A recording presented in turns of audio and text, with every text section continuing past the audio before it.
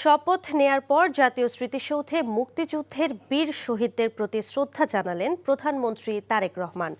দায়িত্ব নেয়ার প্রথম কর্মদিবসে নতুন মন্ত্রিসভার সদস্যদের নিয়ে সকালে তিনি স্মৃতিসৌধে যান। প্রথমে প্রধানমন্ত্রী তারেক রহমান শ্রদ্ধা জানান, এরপর মন্ত্রী পরিষদের সদস্যদের নিয়ে শহীদদের প্রতি শ্রদ্ধা জানান তিনি।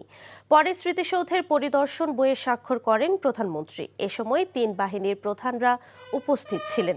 শ্রদ্ধা জানানো শেষে সাংবাদিকদের সঙ্গে কথা বলেন নতুন অর্থ ও পরিকল্পনা মন্ত্রী আমির খসরু মাহমুদ চৌধুরী। তিনি বলেন, কোনো ব্যক্তি স্বার্থে নয়, দেশের জনগণের জন্য কাজ করবে বর্তমান সরকার।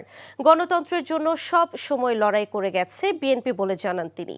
এরপর সচিবালয়ে যাবেন প্রধানমন্ত্রী। সেখানে বিকেলে মন্ত্রিসভার বৈঠক অনুষ্ঠিত হবে। ত্রয়োদশ সংসদ নির্বাচনের পর মঙ্গলবার জাতীয় সংসদের দক্ষিণ প্লাজায় রাষ্ট্রপতি মোহাম্মদ শাহাবুদ্দিনের কাছ থেকে শপথ নেন